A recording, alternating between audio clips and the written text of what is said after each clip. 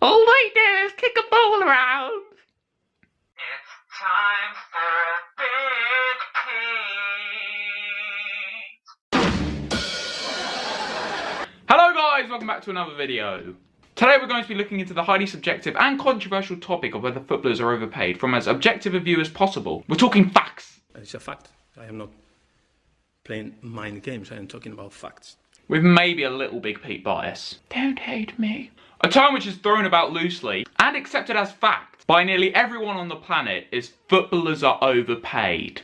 For me, this is an easy, lazy, frankly ridiculous thing to say. Outrageous even! I'll explain myself in a minute, give me a chance for Christ's sake. Firstly though, let's look at why people say this and how much truth is in this statement.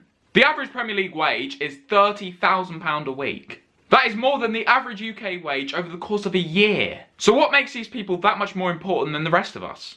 In truth, not a lot. We all have a role to play in society, and I can see why some people may find that unfair.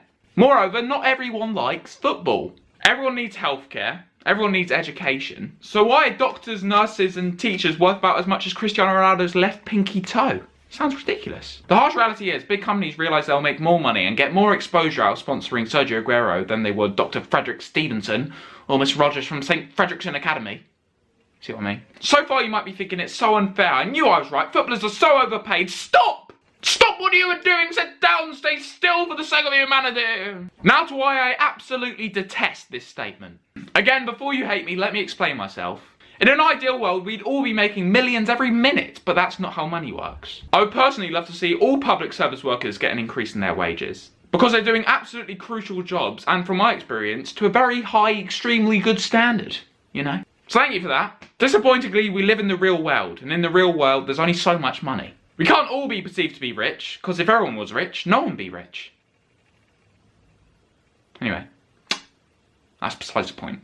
Kind of getting off track here. My issue with the statement, all footballers are overpaid, is it is such a broad statement. The variety in footballers' salary is almost as big as the fresh new selection of Walker's careers! Just kidding.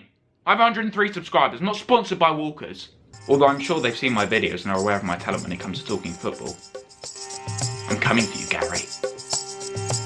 The average wage of a footballer in League 2 is £50,000 per year, which is still a very decent salary, way above the national average. However, consider the fact most of these people are on very short-term contracts. There is a ridiculous amount of pressure on them to perform, as if they don't perform, their clubs will just let their contracts run out, leaving these people unemployed. Another factor to consider is the length of these people's careers. Footballers are only useful up until about the age of 35, meaning their careers only last about 15 to 20 years. Far shorter than other careers which may last up to 50 years. Meaning you'd have steady income throughout your whole life. Obviously, footballers at the very top will have an easier time when it comes to finding work after they retire, whether it be in punditry or coaching. Whereas footballers in the lower leagues do not have that luxury. No TV watching football fan is going to care what former York City captain Russell Penn has to say about a game between Man United and Chelsea. So these people have to go down the coaching route. But what if they're not cut out for coaching? They'd be a 35-year-old unemployed man who has been training at football for the entirety of his life. So will have developed less skills than the average person, and the football skills he's picked up would no longer be useful, as he wouldn't be in his physical prime anymore. Would it be possible for this person to see out the remaining 40 odd years of their lives on 50k a year wages which they picked up for 15 years? Don't think so. Which is why 2 in 3 professional footballers go bankrupt by the time they reach 40. Perhaps that shows that not all footballers are overpaid. But my other major problem with this statement is the singling out of footballers. The entertainment industry as a whole gets absurd amounts of money. Singling out footballers for being overpaid is a joke. Ant and Dec get paid £79,000 a day.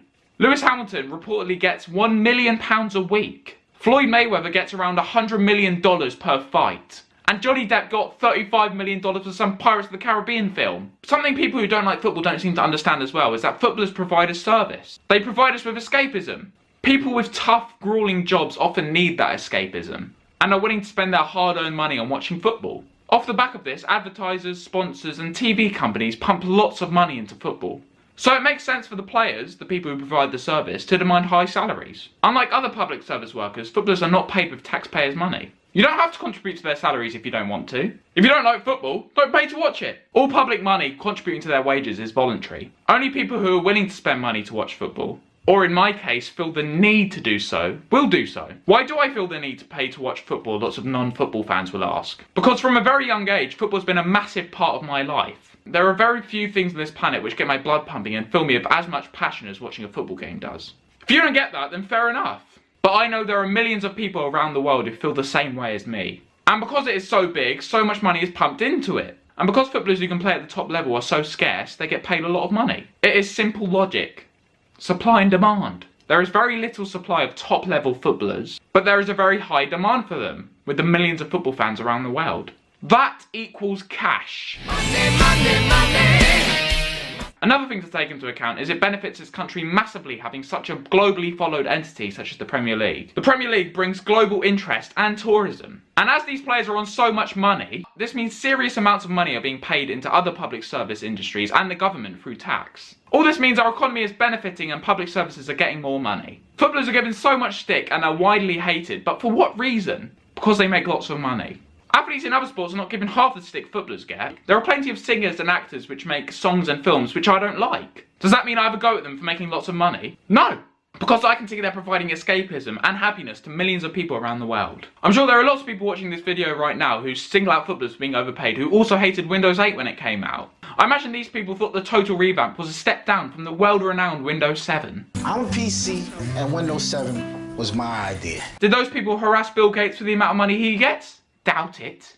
Overall, I totally get why some people, specifically those who have no interest in football, may want other professions such as teachers and doctors to earn more money than footballers, given that they have more of a direct impact on more people. However, the fact is less money is directed their way by external sources, things such as sponsors, advertisers and so on. But the point I was getting at today is the general term all footballers are overpaid is a lazy, ridiculous comment. Firstly, as not all footballers are on sustainable incomes. And secondly, as the whole entertainment industry is on high amounts of money, so singling out footballers is a joke. And remember this. If all it took to become a footballer was to kick a ball around, then everyone in the world would do it.